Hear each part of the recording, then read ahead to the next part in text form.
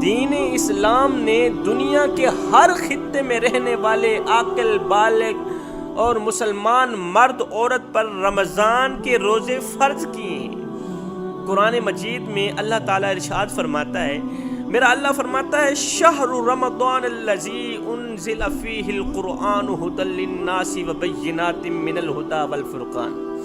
فرمایا رمضان کا مہینہ یہ وہ بابرکت مہینہ ہے جس میں بابرکت قرآن اتارا گیا ہے۔ سبحان اللہ، وہ قرآن جس کے بارے میں میرے کریم نبی نے فرمایا، او صحابہ راتوں کی تاریکیوں میں اٹھ اٹھ کے قرآن پڑھا کرو، راتوں کی تنہائیوں میں، راتوں کے اندھیروں میں اٹھ اٹھ کے قرآن پڑھا کرو، اور قرآن پڑھتے وقت رویا کرو، اپنی آنکھوں سے آنسو بہایا کرو۔ فرمایا اگر رونا نہ بھی آئے تو رونے کی کوشش کر لیا کرو۔ حضرت داتا علی حجویری سے پوچھا گیا، حضرت اگر رونے کی کوشش کریں پھر بھی رونا نہ آئے تو کیا کریں؟ آپ نے فرمایا پھر اپنے مقدر پہ رویا کرو۔ اتنے سنگ دل ہو گئے ہو، اتنے پتھر دل ہو گئے ہو کہ آنکھیں آنسو بہانا بھی چھوڑ گئی۔ فرمایا رمضان کا مہینہ یہ وہ مہینہ ہے جس میں قرآن اتارا گیا ہے، جو لوگوں کے لیے ہدایت ہے، جس میں رہنمائی کرنے والی، حق و باطل میں امتیاز کرنے والی واضح نشانیاں ہیں۔ بس تم میں سے جو کوئی بھی اپنی زندگی میں ماہ رمضان پائے تو اس کے روزے ضرور رکھے۔ دین اسلام میں کوئی زبردستی نہیں، بالکل بھی زبردستی نہیں، اس لیے سفر، بیماری اور خواتین کو حالت حمل وغیرہ میں روزہ رکھنے میں رعایت دی گئی ہے۔ مسافر کو، بیماری میں مبتلا ہونے والے شخص کو روزہ رکھنے میں رعایت دی گئی۔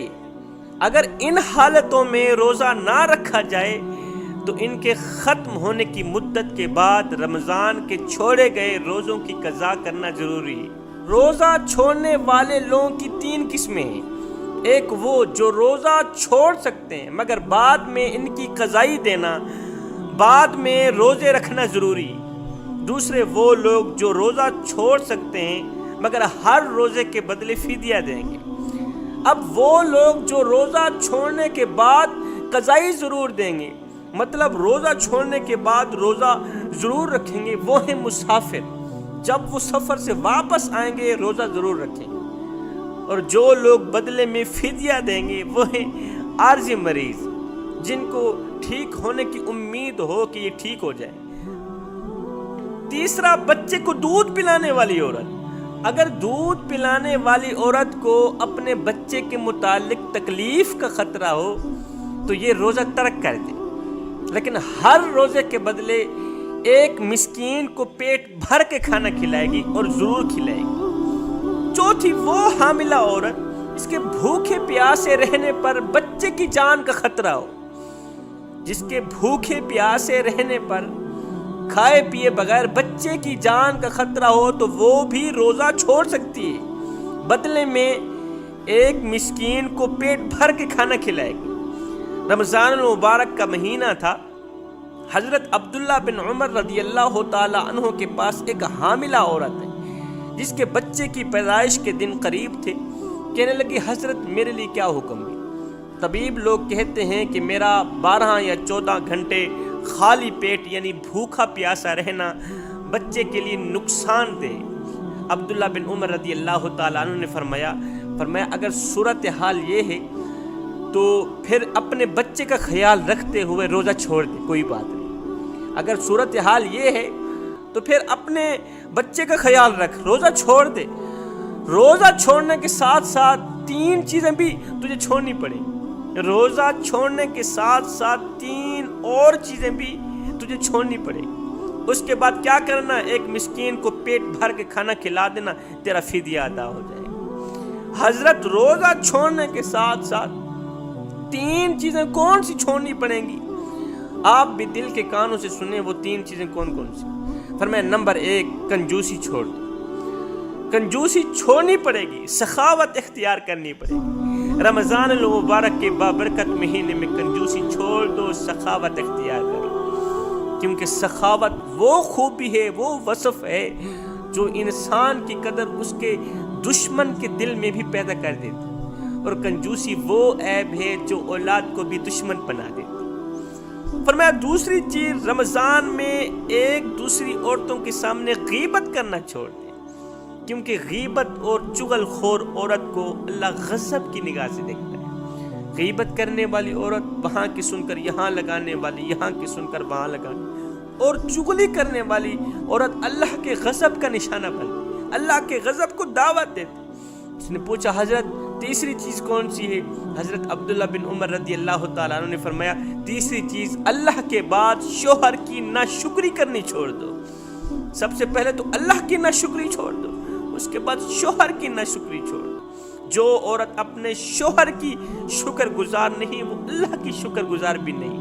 فرمایا اگر بھوکا پیاسا رہنے سے تمہارے بچے پر تکلیف دہ اثر پڑتا ہے تو روزہ چھوڑنے کے ساتھ ساتھ یہ 3 اللہ رسول کی ناپسندیدہ چیزیں بھی چھوڑ دینا۔ اب سوال یہ پیدا ہوتا ہے کہ ایک رمضان تو حمل کی وجہ سے چھوڑے گی عورت، ایک رمضان تو حمل کی وجہ سے چھوڑ، دوسرا اور تیسرے رمضان دودھ پلانے کی وجہ سے چھوٹ گیا، اب تیسرے رمضان تک شاید وہ پھر حاملہ ہو جائے، یہ بھی تو ہو سکتا ہے، اور پھر حمل اور پھر دودھ کی مدت، ایسے تو وہ روزہ رکھ ہی نہیں سکتی، کہاں رکھ سکتی ہے روزہ؟ تو کیا وہ روزہ رکھے گی ہی نہیں؟ سوال تو یہ پیدا ہوتا ہے اس صورتحال میں کیا وہ ساری زندگی روزہ بالکل نہیں رکھے گی؟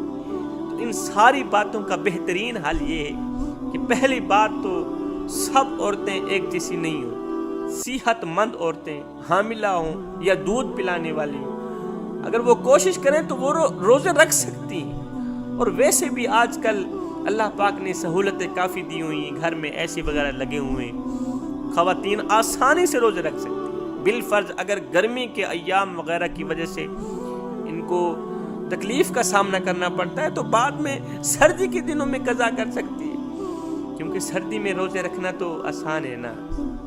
ان لمحات کو غنیمت جانو، ہر ایک روزے کو غنیمت جانو۔ یہ مہمان آیا ہے، اس مہمان کی قدر کرو۔ اللہ اکبر، نہیں تو خسارے میں رہو گے، نقصان میں رہو گے۔ رمضان المبارک کا مہینہ وہ بابرکت مہینہ ہے، ہر ایک دن میں، ہر ایک صبح، ہر ایک شام میں اللہ تعالیٰ رحمت کی نگاہ سے دیکھتا ہے، کرم کی نگاہ سے دیکھتا ہے۔ اللہ کی رحمت آواز دیتی ہے، او دنیا والو، او روزے دارو، ہے کوئی بخشش طلب کرنے والا، اللہ تعالیٰ اس کی بخشش فرما دے، اس کے تمام گناہوں کو مٹا دے۔ ہے کوئی پریشان حال شخص، ہے کوئی دکھوں کا مارا، ہے کوئی دردوں کا مارا، اور ہے کوئی بے روزگار، اللہ تعالیٰ آج اسے رزق وسیع عطا کرے۔ ہے کوئی توبہ مانگنے والا، اللہ تعالیٰ اس کی توبہ قبول فرمائے۔